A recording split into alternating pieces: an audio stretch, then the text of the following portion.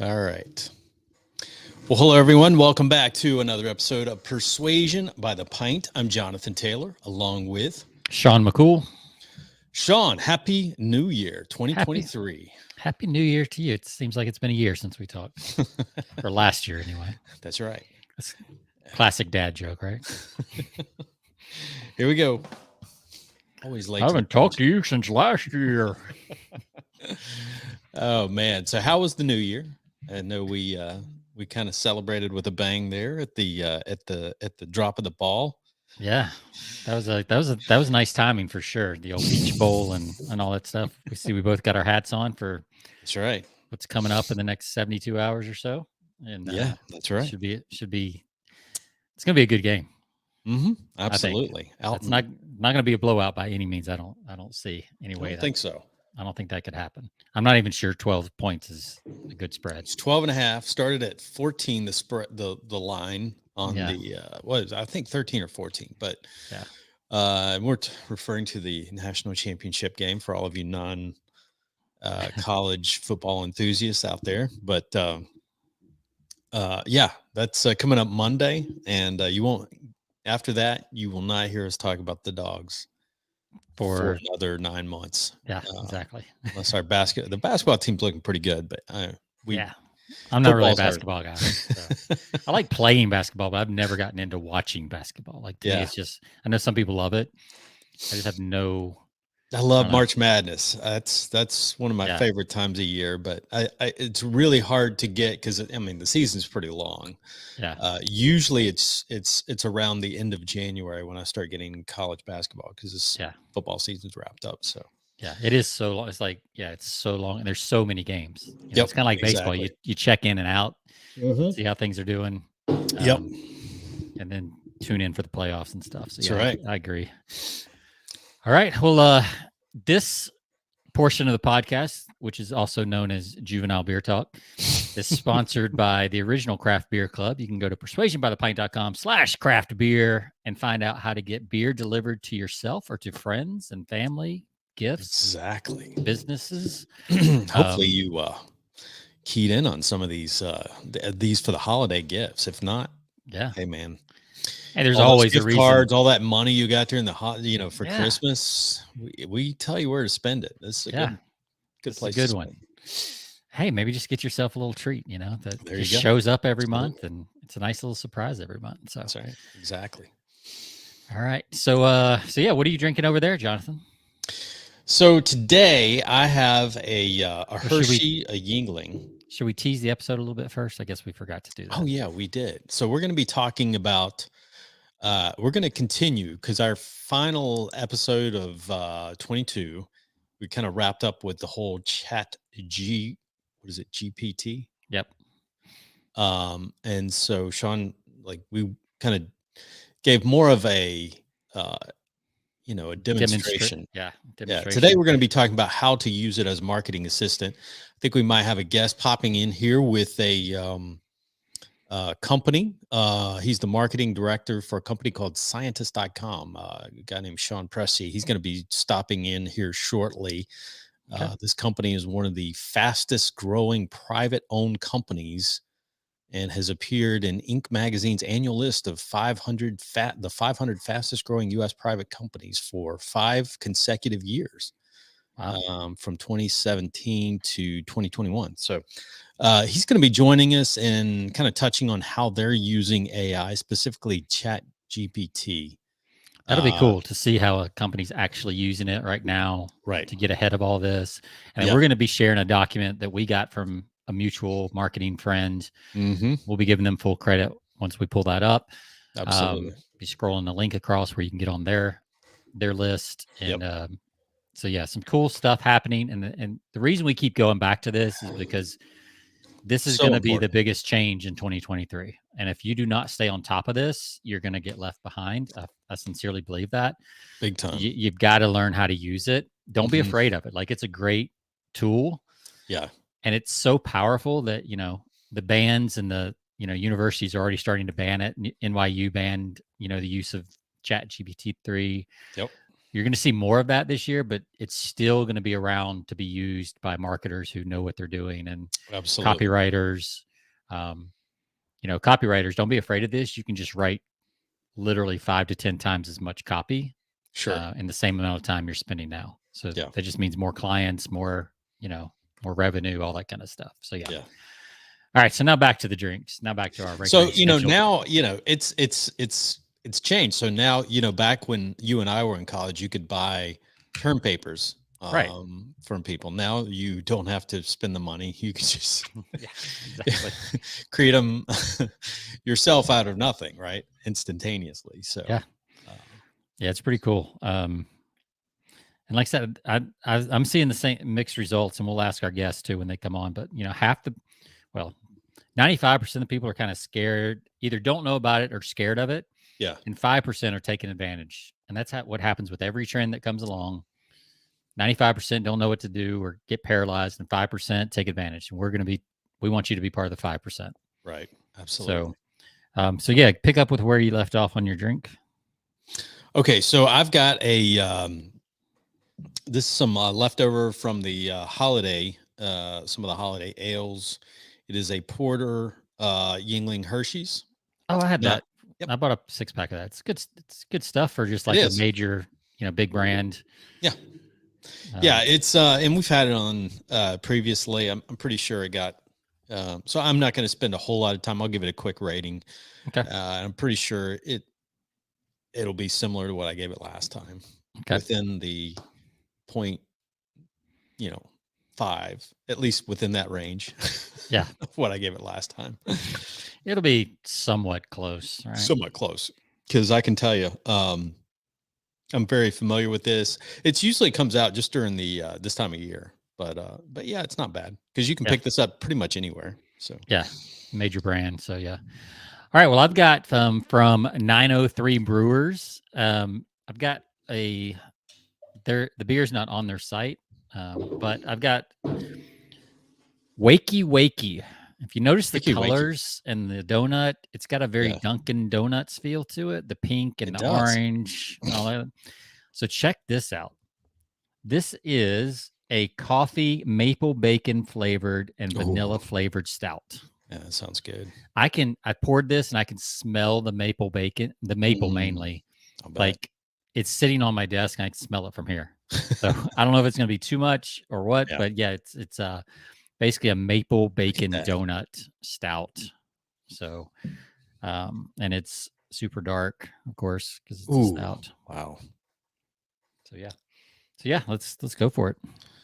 Cheers. Mine's 9%. Ooh, man.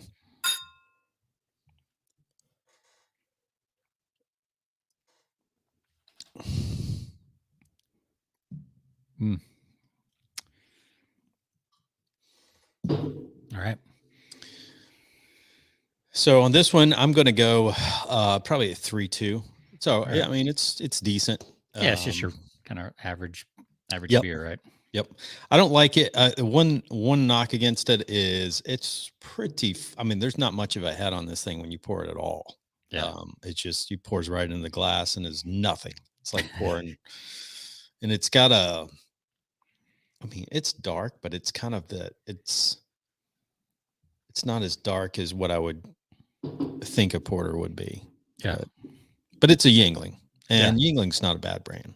No, it's pretty good. I mean, that's usually my go-to at a restaurant or something like that because it's just everywhere. So yeah, the Yingling Black and Tan is my go-to if they have it in a restaurant. Yeah, that's a good one. It's a good one. All right, so I'm gonna give mine. Definitely got the maple going on. I mean, it's good. Like it's definitely sweet, but it's not too sweet. Mm-hmm. I like it a lot, so I'm gonna go 4.7. 4.7. Yep. Wow, that's solid. Yeah, that's really good. Solid. Yeah, I'm impressed with it. So excited to check that out. Where'd you find that again? This is a Texas brew, so you probably won't find it. Oh, okay. It's the 903 Brewers up out of Fort Worth. Okay, gotcha. So I'm gonna miss all these Texas beers. That's an announcement, by the way.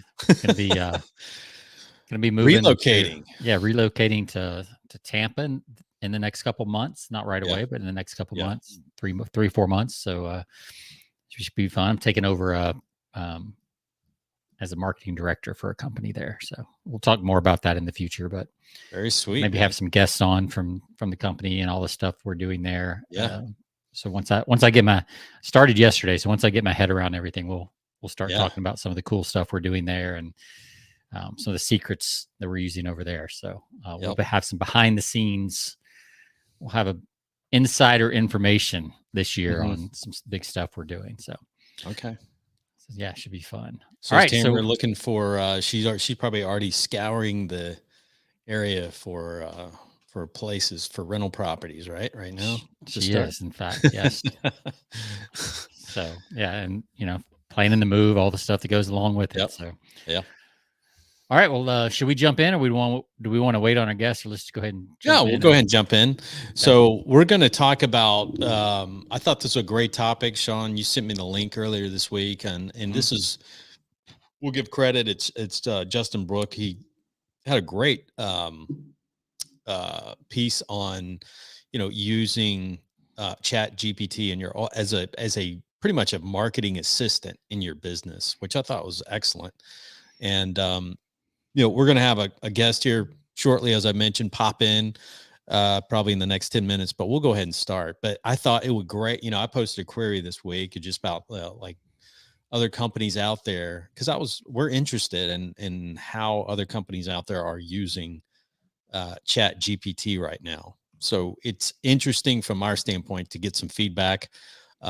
So our guest is going to join us shortly, and he'll be talking about how they're using it in their social media, content marketing, so forth, is what I understand. But cool. But yeah, we'll go ahead and get started. So these are, just to be clear, these are two different people. Our guest and then the guy who wrote this article are totally different people. So exactly. I'm going to put up Justin's.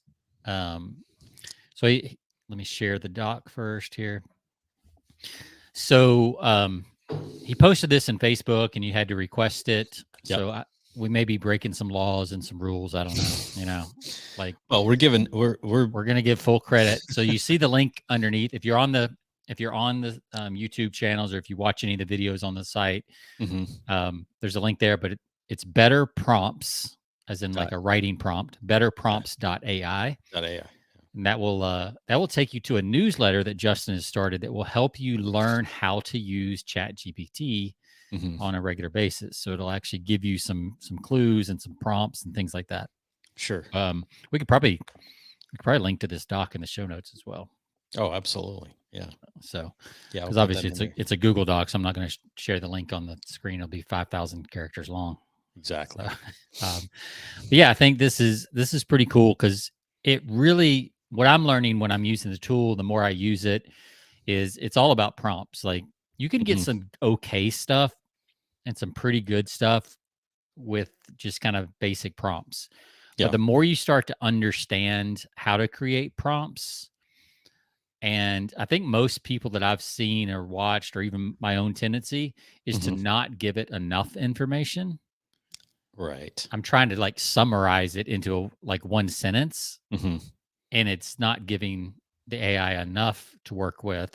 Okay. You wouldn't, and you think about it, you wouldn't do that for a VA either. You wouldn't give them one sentence and be like, "Go create a sales letter." No, you got to give them. You got to give them a little bit of context. You got to, I wonder if that comes from just our we're so used to using a search engine, and we're treating this like a search engine when we're. I think that is a big part of it, because I've read a lot of articles this week that are talking about how people are starting to use this as a search engine. Yeah. I've even seen some side by side, like ChatGPT side by side with Google, and the same prompt. Yeah. And the difference that you get is it's pretty interesting. So, wow.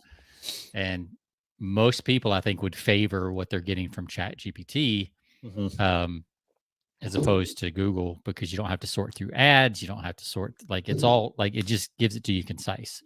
Now, there's some things that Google's going to be better for. If you're really researching something and you need quotes and statistics and things like that, that's where that's going to be right. More valuable. I see our guest is in the green room, so I'm gonna close this back down, and we'll come back to it. Yeah, that's good. That'd be good timing. We can have him come on and talk for a little bit about how they're using it, and then come back to this. Cool. Sounds good. All right. By the way, did you see the amount that they're valuing the company? Last I saw was like 20 billion or something. 29 billion. Yeah. Just a baby. Billion. Just a baby.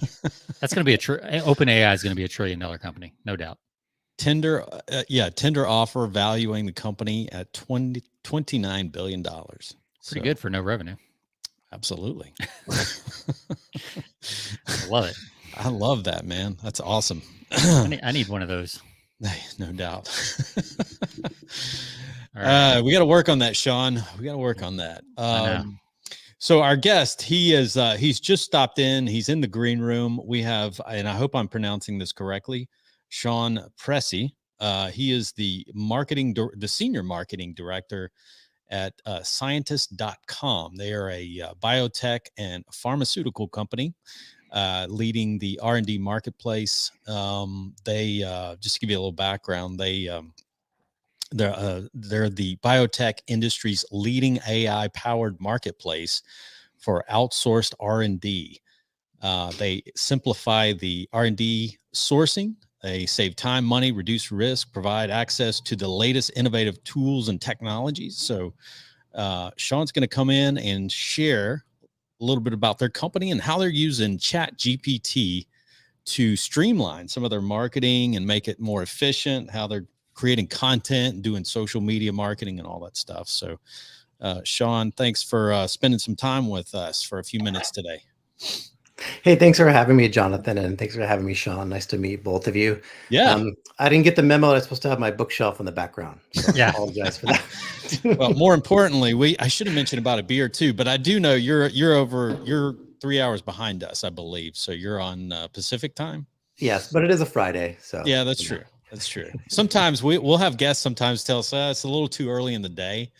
It's never too early for us because Sean and I just kind of do our own thing. But yeah, thanks for coming on. So I want to mention a little bit about your company first. Can you give us kind of I kind of gave a quick summary. Can you tell us a little bit about what you do? I know at the beginning of the show, as Sean and I were first coming on, I kind of gave a little history of the company. I didn't realize you guys were one of the fastest growing privately owned companies.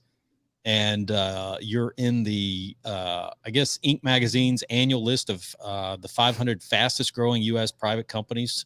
And that's been for the last 5 years consecutively. So that's pretty cool. I didn't realize that.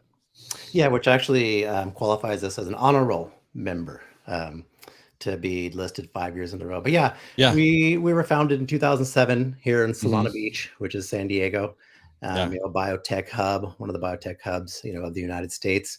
And what we do is we connect buyers and sellers of custom research services and products.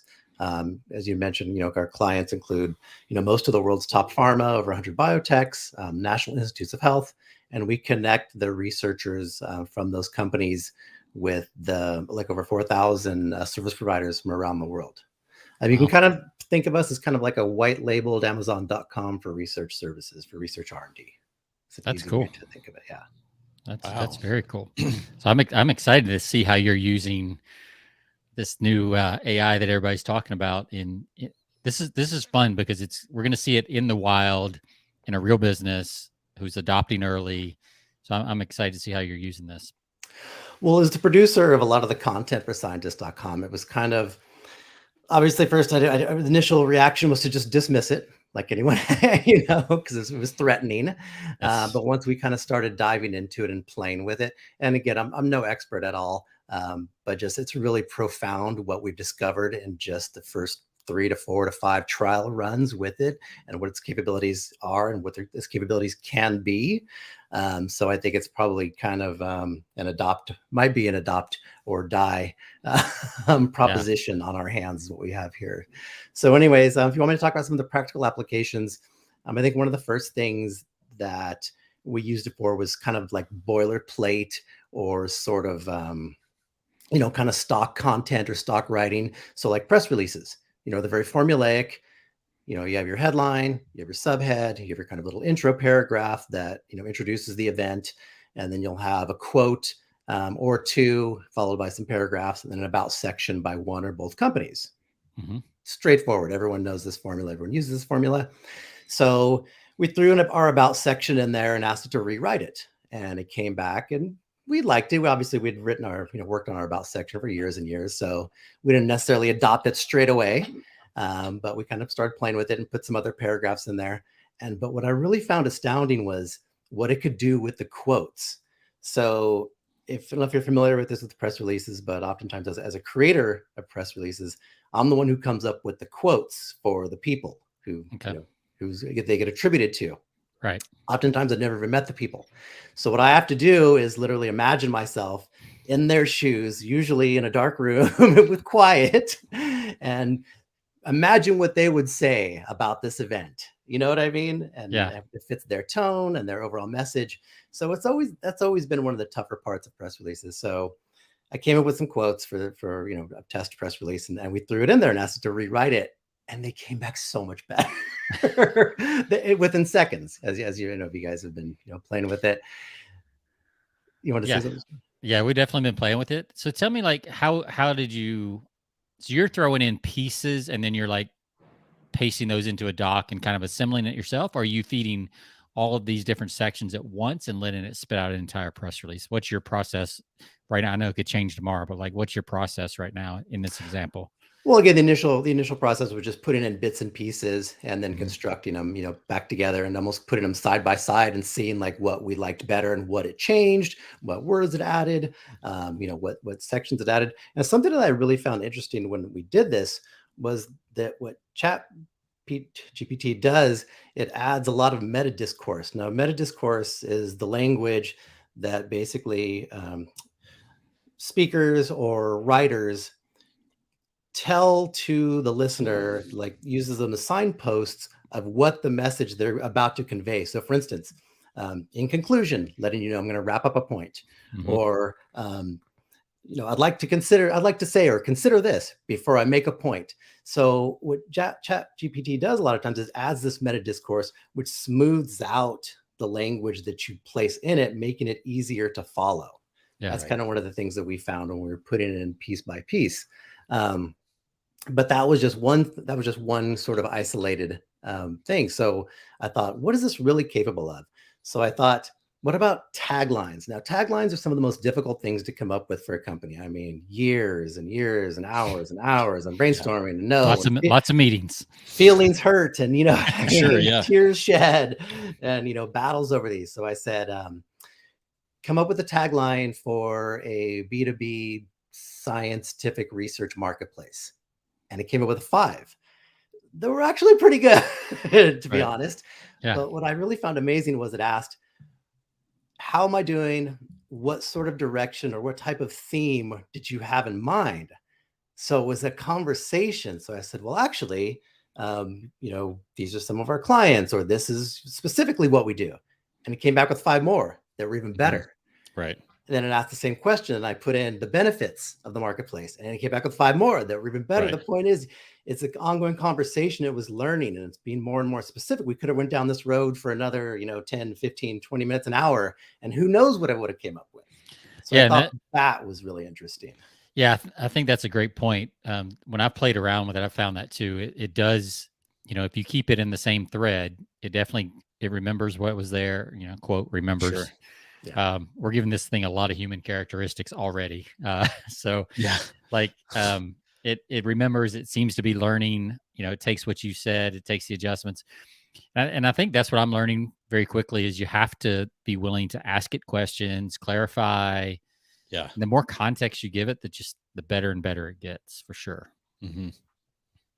What about, you mentioned social media. What are you guys using it for? Are you using it for social media content or advertising headlines, or what do you have? I mean, what's involved there? So we have, a very experienced, social media manager, and, I work with, her closely to create the content, and obviously she posts it to our social media channels. But what I find is, a lot of it is, if you go through LinkedIn, if you go through Instagram, if you go through, the social media outlets, a lot of the messages are very similar. It's very stock language. So I think for us, it's just a way to not have to reinvent the wheel every single time and maybe just lean on it. And we haven't used it yet, but I'm just thinking that's definitely one of the potential usages of it would just be to kind of, for social media to differ it up, to make it different and kind of mix it up a little bit here and there without expecting a social media manager to come up with a new unique quote or message every single time. Right. So they're not sitting there at their computer at the office like for 2 hours with a blinking cursor. They could take, you could take one of your best performing posts, plug it into chat and be like, hey, give me 10 variations of this. Exactly. And it's done in 2 seconds. Like it's that's really powerful. Like take what is already doing pretty well or working, and then feed that in and give me 10 variations, 5 that are funny, 5 that are serious. Like the more you give it, the more it gives you back. So it's very cool. So how long have you all been using this now in your marketing? 3 weeks, 2 weeks. I mean, it was genius to release it right before, a holiday break. Sure. So over break, everybody's playing with it. We were playing with it. We came back with like, oh my gosh, have you seen this? Look what this could do. Amazing. Yeah, exactly. Yeah, that was definitely good timing while everybody was home over the Thanksgiving break. And a little more office downtime right now, in December. So I think, I log on every once in a while. Servers are loaded. So I'm seeing articles left. Of course, now Google knows I like those articles. So it keeps showing me more and more. Right. So I don't know how many other people are seeing it, but it's really cool that you guys were open-minded enough to look at this. Mm-hmm. Well, kind of the way I look at it is, and I think this analogy I came up with like this earlier this morning, I was thinking about this conversation, and it's almost like having a Ferrari. Okay. So granted, I've never driven one per se, but they are available to the everyday driver, with $500,000 or so at their disposal. But I'm wondering if that everyday driver gets the full potential of such a car, such a machine, right? Whereas, I consider myself maybe obviously not an expert at ChatGPT or even, artificial intelligence, and maybe not even marketing, but I do consider myself pretty expert or really, well-versed at writing. Sure. And so I feel like the benefits from something like this are really going to almost benefit the people who might be most afraid of it or afraid of it replacing them the most. Because like I said, when you put a side by side or you get variations, you can really find the nuances of the language and what it's doing. And it is conversational. It's really can improve a great writer's writing if they keep an open mind, and if you don't have to keep it, you can reject it. You know what I mean? It's not like and it isn't mandated. Yeah, so Sean and I we've talked about this. I'm curious, what was the initial, I know you said everybody comes back after, the holidays excited after they've actually toyed around with it. What was the initial reaction of, what's the, personally it was, is this thing I'm going to lose my job. Naturally. I think probably for a few minutes there, it was that for, definitely just how dynamic, how quick, how intelligent, it acts. It's really impressive, really, really interesting stuff out there. Yeah. So, and then again, once I kind of, adopted to it and kind of got to use it, and it is more fun. And there are practical usages that will save time. Absolutely. I think freeing up time to do other stuff, and improve upon those. So. Well, I tell you, and it's not just for business. I mean, you can use this to help, manage your home and create, grocery lists by like literally you can say, hey, I need a recipe. I've got 4 pounds of leftover hamburger.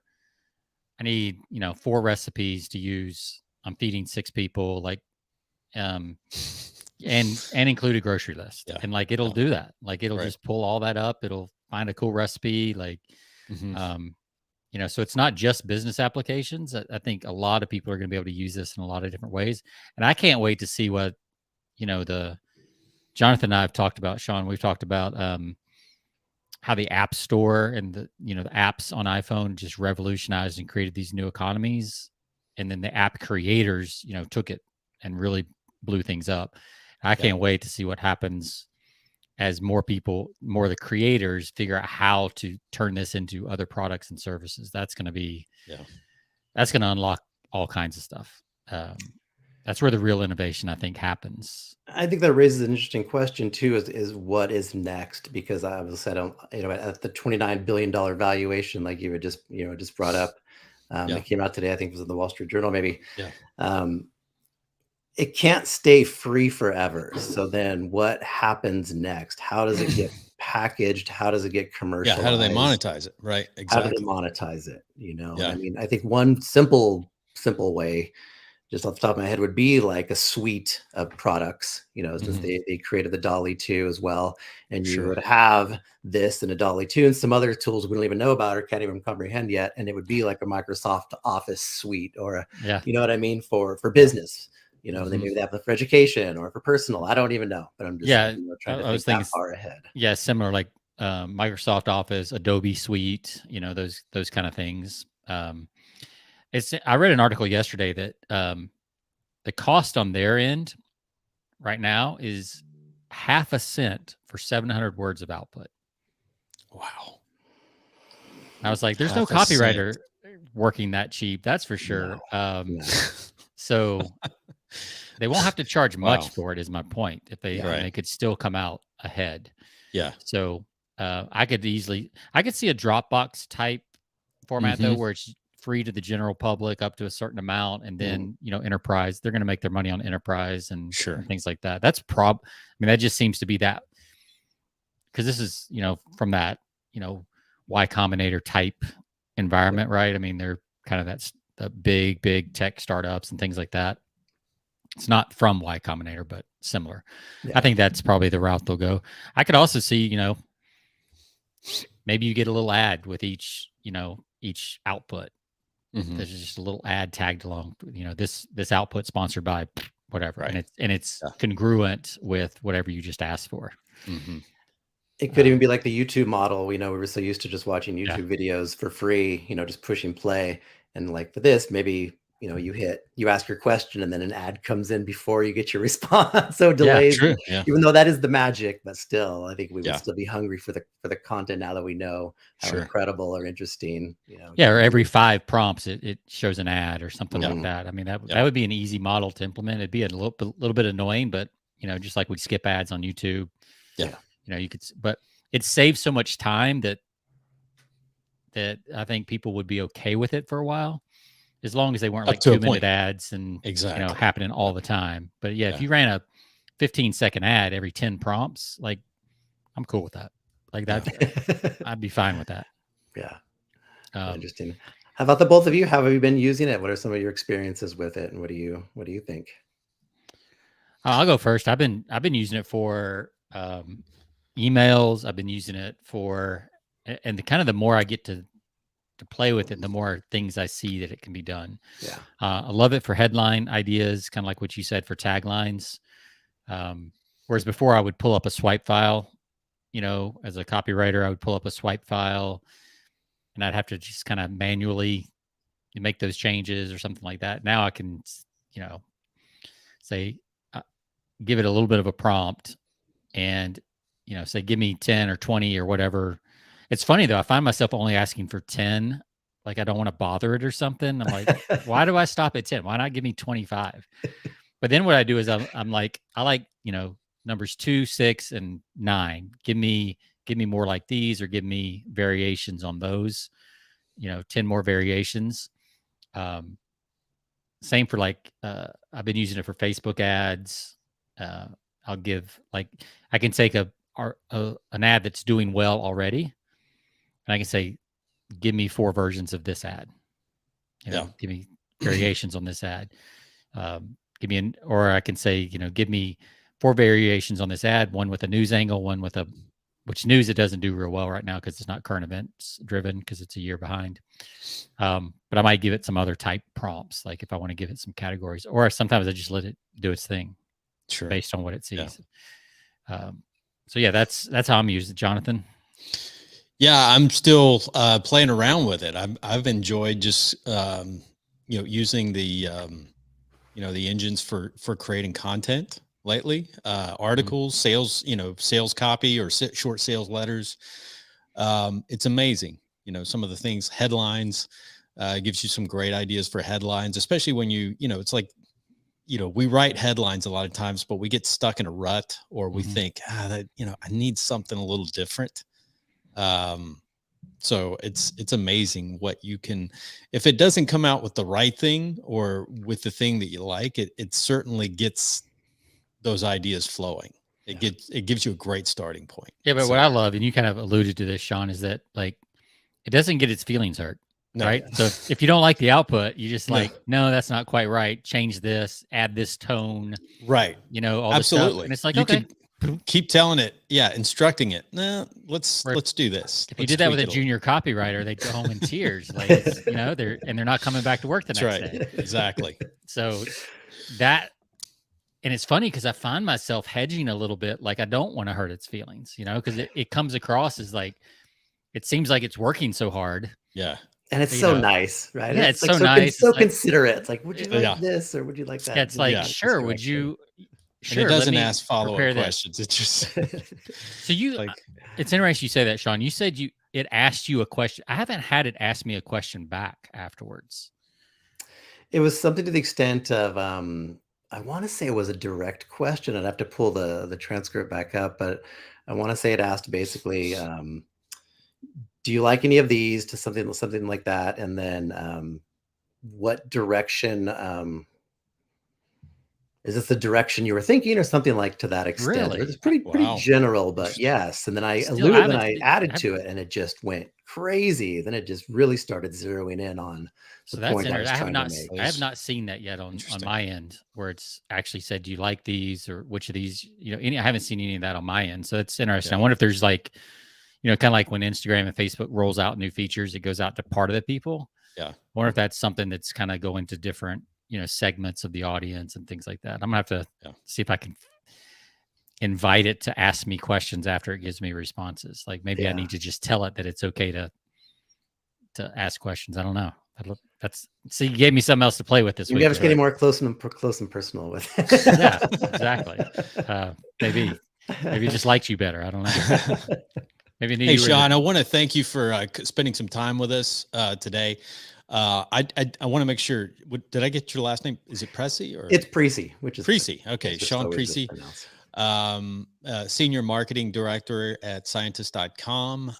Sean, we'll be posting a link on this episode, and I'll certainly follow up once we have this live. You can find them over at Scientist.com. Find out about all of what they do. Incredible company. You guys are located in what part of California? Southern California, San Diego. That's Solana Beach, right up the street from the beach. Oh, beautiful area. Yeah. Beautiful area. Yeah, I'm jealous. That's nice. It's had the best weather in the world. Craft brew and biotech capital. Oh, that's right too. I wanted to mention that because you had sent us the press release on. Tell us about this. What you guys were? Was it a partner with a local brewing company there in San Diego? Yeah, so Pizza Port, they were founded in Solana Beach, and this was going back to the mid 90s, I want to say early 90s. Yeah. So back then there really wasn't craft breweries. This is pre-Stone, or right around that same time, pre-Ballast Point, all those big ones. And so before that there was just Pizza Port in Solana Beach. And so you would literally drive from different parts of San Diego, different parts of the county, to go there to drink craft beer. Right. It was really kind of a destination. Yeah. And, it's literally down the street from our offices, from our headquarters. So we go down there for lunch. We go down there for, after work. It's just a mainstay of the community. And we thought it would just be fun to celebrate, like I said, craft brewing and biotech, as well as the community. Solana Beach is, is a thriving community. And so they were game. And so we created a local beer together. So we went in, we talked about the profiles we wanted to do. We got to pick some of the hops. We got to go in there, throw them in the barrel, mix them around a little bit. Yeah, it was really fun. And then we had, a tasting party, obviously afterwards, which was even more fun. Of course, it's the best part. But yeah, just awesome. We like to really, be active in the community. Sure. With whether it's scholarships or whether it's beer collaborations or whatever it is. Yeah. We definitely want to, get our name out there and just let the community know that we're here for the long haul. Absolutely. So So I saw in that press release that it was the local experiment was the name of the beer you came up with. Yeah. Tell us about the profile? What was it? So it was a hazy IPA, kind of West Coast style. Yeah. Pretty juicy. God, I can't remember the hops now that we put in. It was a while ago, but it did really well. It was good. You can look it up on Beer Beer Advocate or one of those. Yeah, Beer Advocate is on there and has some rankings on there, quite a few rankings and stuff. So that's really cool to be part of actually making a beer. That's fun. Yeah, it was a blast. It's good. Very good. Well, Sean, we wish you the best of luck with your new buddy, ChatGPT. Yeah. We really need a shorter name. That's too many syllables. It's 4 syllables. It's too much. We've been calling it CG. CG. Right. I like that. I may have to do it myself. Yeah. That's you're welcome to stay in the green room or listen to us offline or off the live stream. We're going to be, Sean and I, going to wrap up talking about how listeners out there, they can use this as their own marketing assistant. So we're going to spend a little more time referencing a really great piece by Justin Brook. But thank you for spending some time with us today and sharing just how, you guys over at scientist.com are incorporating this AI into your own marketing. Love it. Yeah. Thanks for having me. And nice to meet both of you. Have a great rest of the day and have a great weekend. You guys. You too. Bye. Thanks, Sean. Take care. You too. All right. Good stuff, man.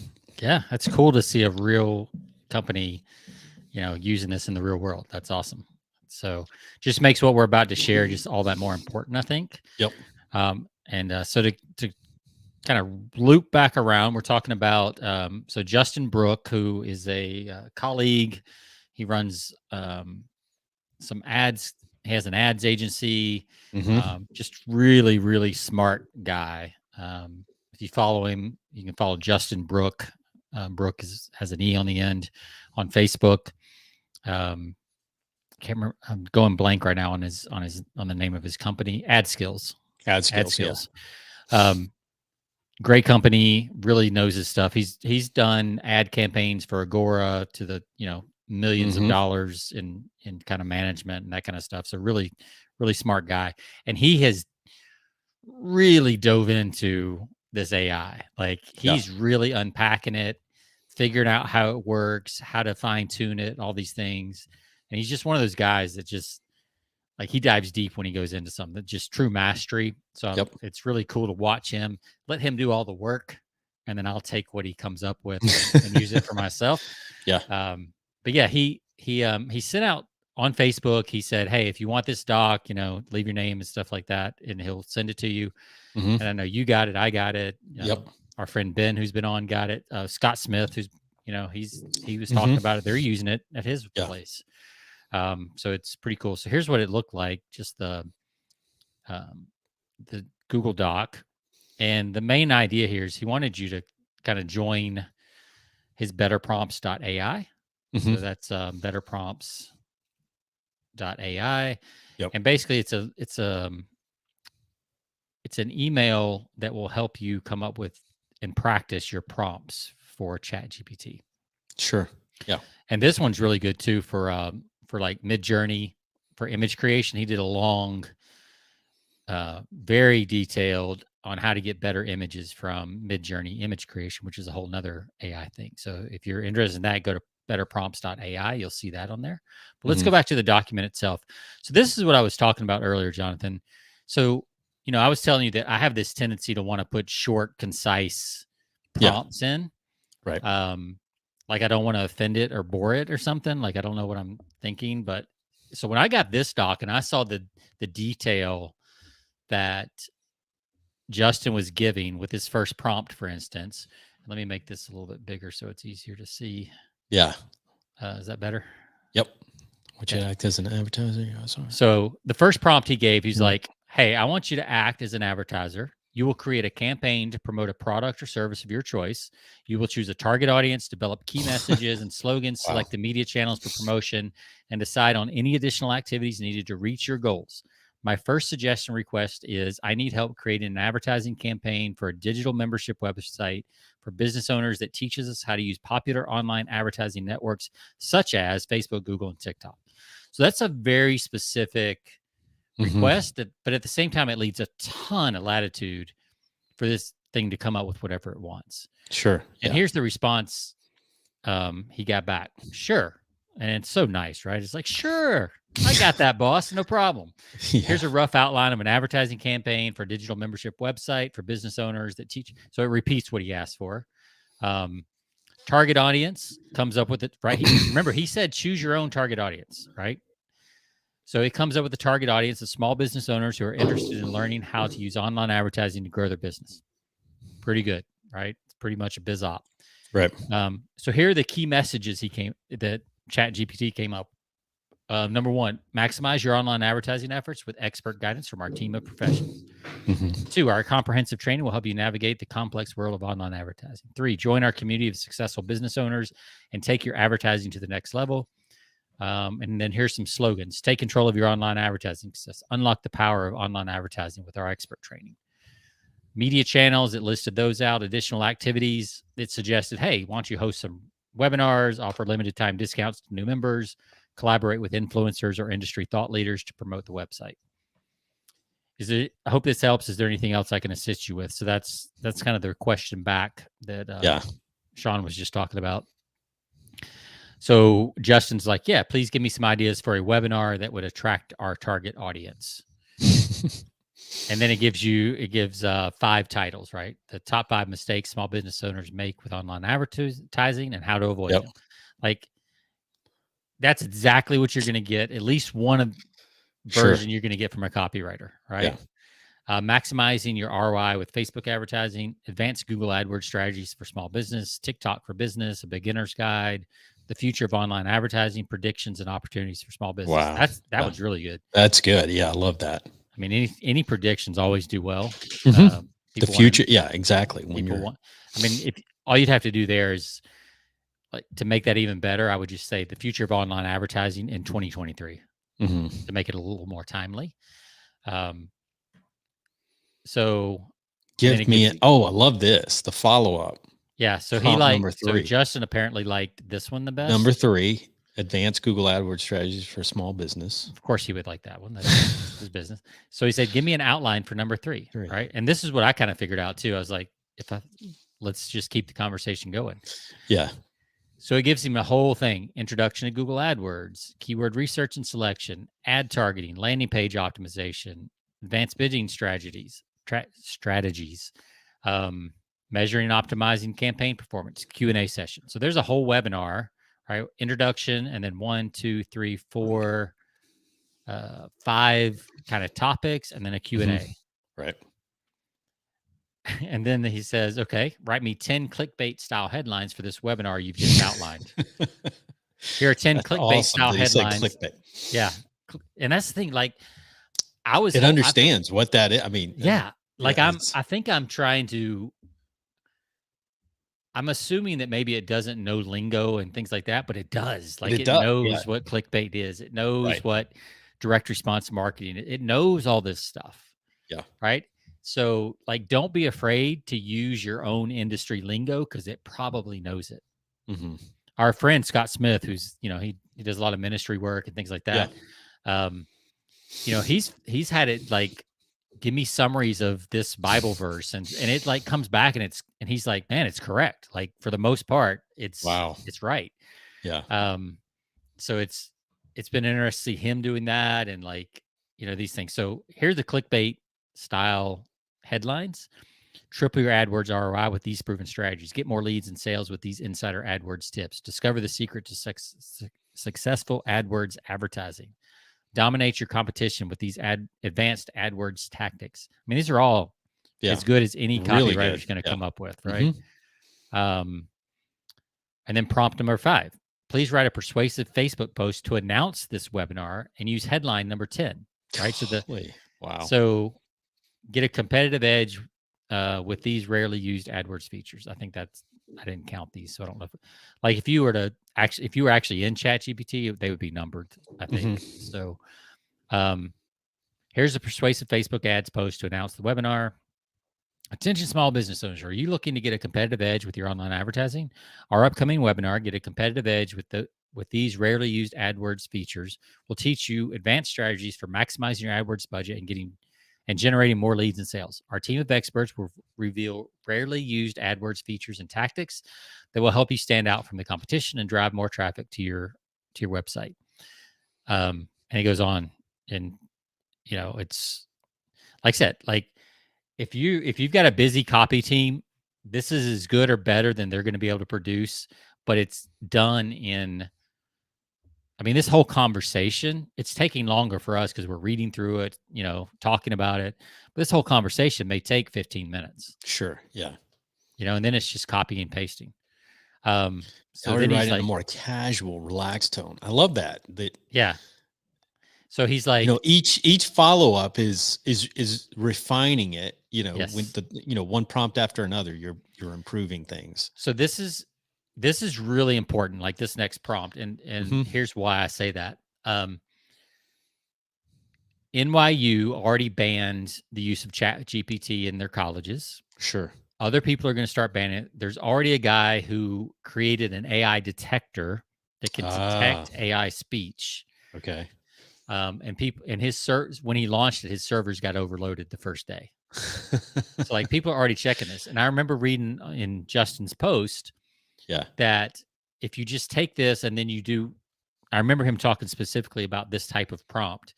You can get around a lot of that because there's a certain way that AI likes to put it back. But it's just right because it's going to be more standard English, standard what you were taught in high school and college, as far as how to write, because that's what most people want. But if you know copywriting, you want to go a little bit more casual, a little more down to earth, a little more, 5th, 6th grade level, right? So that's basically what he's now asked. And his prompt was, perfect. Now rewrite that Facebook post in a more casual and relaxed tone. Sprinkle in common English slang phrases and emojis. Look at that. And a couple of emojis to convey emotion. I did not even know it could do emojis. I didn't know either. That's amazing. Look, right? I mean, it's got the guy with the sunglasses. So you got to check this out on our YouTube channel or on the persuasionbythepint.com homepage where we have the videos posted. You're going to want to see this on the screen too. So here's an example. Our upcoming webinar has got you covered. So that's kind of a slang phrase.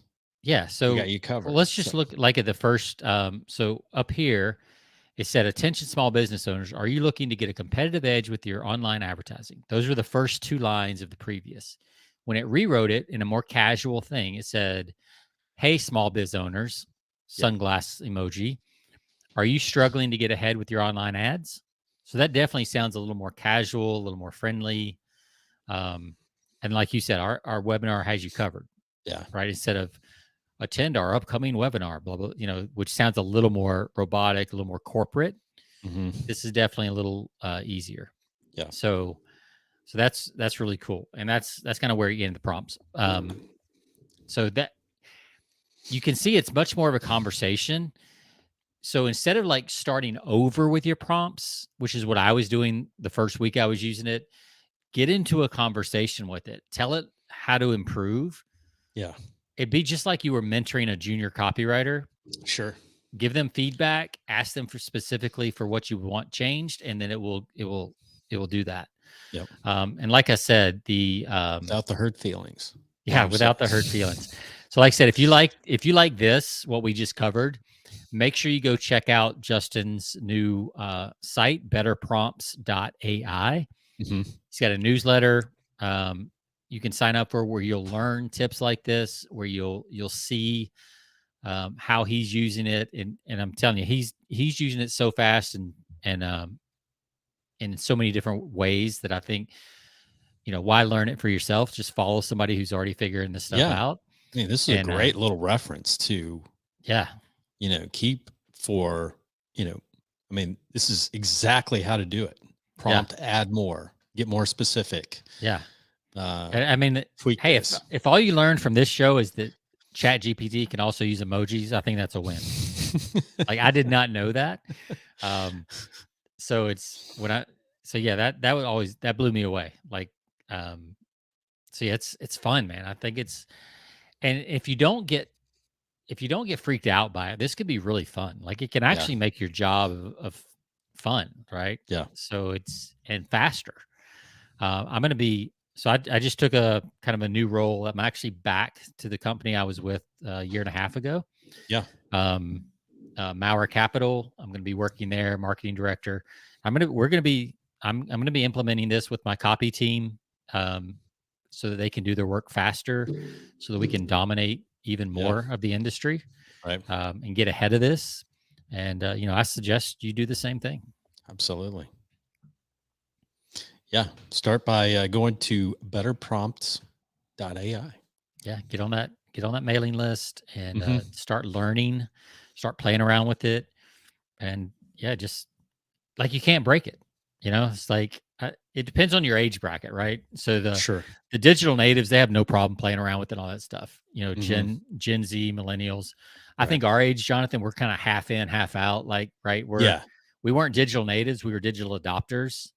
Mhm. So we're still a little cautious on some things when they come out, unless you're just always in this. Right. And then of course you got our parents' generation, the boomers. They're probably not going to play with it at all. I don't know. A few will, but most of them Sure. won't. Yeah. But it ain't going away. Yeah.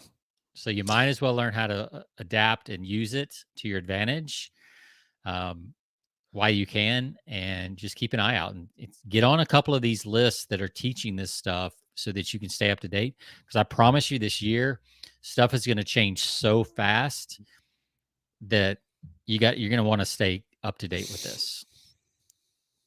So because they're saying the next level, ChatGPT 4, this is basically 3.5. Yeah. 4 is going to come out this year. Nobody knows exactly when, or the public doesn't know exactly when, or if it's still going to be free, or who's going to have access, or all these kind of things. But right now, ChatGPT 3, from what I understand, has 175 or something like that billion parameters. So kind of things that it looks at and interactions. The next version is going to have 1 trillion. Oh, wow. So it's going to be at least 10 times better, basically, right? And if you get into exponential and all that kind of stuff, who knows how many times better it's actually going to be. Right. But figure as a minimum 10 times better than what Yeah. this is, which is just hard for me to even wrap my head around. So it'll be interesting to see what happens, and we'll keep you up to date. Keep tuning in. We won't do every show on this, No. but it's exciting though. I mean, yeah, we've got to guess. It's the biggest advancement in 20, 30 years, since the internet, basically. Right. So it's a big deal. We've got a guest on next week. Yeah. That you're having on. Wait, have we had her on before? I don't think so. I think we've tried to get her on before, but it just hasn't worked out. But it's Mary Catherine. She used to be known as a chatbot mom. She was early in the chatbot thing, and now she's using AI to develop some tools, to really streamline your messaging and chat and thing like that using AI. So we'll be talking to her next week. We're getting more and more kind of tactical. We kind of been showing you the last few weeks about just kind of generally what this thing can do. Yeah. Showed you today somebody using it out in the real world. So now we'll start getting a little bit more tactical. Yep. As we find people that are using it. And this is a good example of a very specific use case that we'll be talking with Mary Catherine next week, on Friday the 13th, for those of you that are really scared or superstitious about this stuff. And then there's other things like I saw on the same page where she's advertising like her bot. I've seen some stuff where there's like a podcast guest bot. It'll go out and search and find and contact prospective podcast guests for you, all in the background while you're drinking your beer and watching the game. It's like, what? Yeah, it'll go out and search podcast guests for you. So that's great, man. Yeah, and start a conversation, and then I don't know exactly how it works, but literally for like $20 a month, it'll do it. So yeah, it'll be fun. It's incredible. Yeah, like I said, I think it's fun. I honestly think this is the first technology in a while that may deliver on the promise of freeing us up. Yeah. Yep. Because it just does take so much labor off the table. Mm-hmm. You still have to compile it and, put it in a doc and then put it on a website or wherever it's going. I'm sure with Zapier, you could probably, for those Zapier, that might be a good guest to look for, is some people who are using Zapier with this thing, and see what that kind of stuff could do. It allows, I tell you what, I mean, it allows you to create the big picture, focus your time on the big picture. Yep. It's like we said, and not get caught up in the details. That's right. Yeah. And that's, that's the draining part, right? It's like, I get my hook. I kind of know my avatar. I know these things. Yeah. Now I got to sit down and write. Right. Yep. And all the enthusiasm just kind of drops. But if you can get that rough draft out in 5 minutes, right, like you can spend more time thinking about the big idea, the big strategy, and then you can just have. But I mean, you saw this, like even like it'll help you with strategy. It's an assistant. It really is an assistant. Yep. And yes, it will eventually replace some of us, a lot of us probably. That's why you need to know how to run it and how to manage the robots, because even robots are going to need managers for a while, at least the next few years.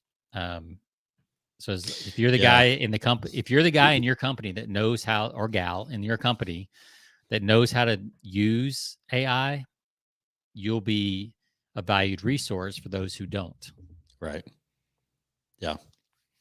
So it's not going anywhere. So don't fight it. Don't fight it. I've been having this conversation with both my teenagers, one of which is going into computer programming, and he's starting to have second thoughts, based on. Dang, I should have gone to trade school and been a plumber. So he's starting to question that, basically, how is AI, how is this going to affect, his field 10 years down the road? Probably because he may be obsolete. Absolutely. That's why he needs to start learning like how to direct it to write the type of code that he wants it to write. Exactly. Yeah. He's got to be thinking, just like we said, you got to be thinking the big picture. Directing. You're the director, right? Not the writer. Yeah. So, and you can make edits, you can do all that kind of stuff, but that's a good analogy, is, you're the director on the movie set, right? There's all these other pieces. Yep. You can now be the producer and the director and stay out of the, the grunt work, the grunt work and the, all the acting, and honestly, the most energy draining part of it, just the sitting down to write the bulk of the content, right? That's right. Like most copywriters I know, they love coming out with the headline and kind of the first bit of body copy, kind of the hook and the lead, right? Which is the hardest and the most important part. So now you can not only get help with that, but even if you wrote that on your own and then said, here's the hook and intro, here's the offer, finish out this sales letter for me. Boom. It'll write it out. Then you just go back and do your line edits and and what would have taken you, 2 or 3 days or 4 days or, whatever your process is, you could do it in 10% of that time. Yeah. That's what's amazing about this. So, play around with it a little bit more. You guys, we've talked about this before, but if you don't have an account yet, it's chat.openai.com/chat. Free account. / whichever, I don't know. Yep. We posted a link. It's on, I think, episode 290 that we've got. Or just put ChatGPT in Google and like it's going to come up. Like everybody's talking about this right now, and you'll find plenty of places that. I think you just go to openai.com too, because you have to have an openai.com account, and that unlocks both this. It unlocks DALL-E, which Sean mentioned, or I think you mentioned too, which is the image generator. Called DALL-E. An OpenAI account unlocks all of that stuff. So worth getting an account. It's gonna be like Google. Like you're gonna need an OpenAI account just like you need a Google account. Yeah. To get to your Gmail and your all these other things, calendars and everything else. Right. OpenAI will be the next big company for sure. So good stuff. All right. Should be at a whopping 29 billion. Yeah. I love that. Valuation. Yeah. Of course. Yeah. Haven't Good made a stuff. penny. Yeah, exactly. It's a little less than Twitter right now, I guess. Good stuff, man. I'm excited. Looking forward to our guest next week on the show. And Sean, it's been fun, man. Anything else before we close out for the weekend here? I don't think so. I think that's it's enough for people to chew on. And yeah, I've got a little bit of work left on this Friday now that I'm working for back with the company. My Slack is filling up as we talk. Slack. All right, good stuff, answer man. those, and then head into the weekend, watch some football on Monday. Looking forward to it. We might make it a 2-part next week with our guest, and then maybe we'll have some other things. I know we're talking a lot about AI, but we'll get into some other topics as well. Yeah. All right. Well, hope everyone has a great weekend. As always, you can find us persuasionbythepint.com. You can find us on all of your podcast platforms. Again, we're at episode 292, and we're getting close to that 300 mark. So looking forward to that. We're going to have a big celebration once we reach the big 300. Wow. 300 episodes. That's crazy. Take care. Have a great weekend. Sean, we'll see you next week. See ya. All right.